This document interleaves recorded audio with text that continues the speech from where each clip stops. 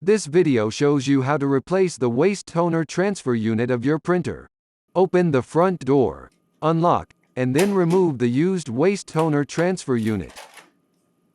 To avoid spilling the toner, place the unit in an upright position.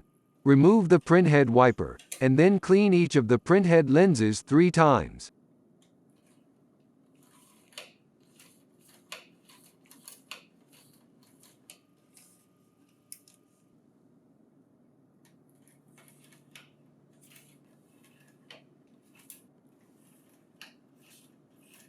Put the printhead wiper back into place.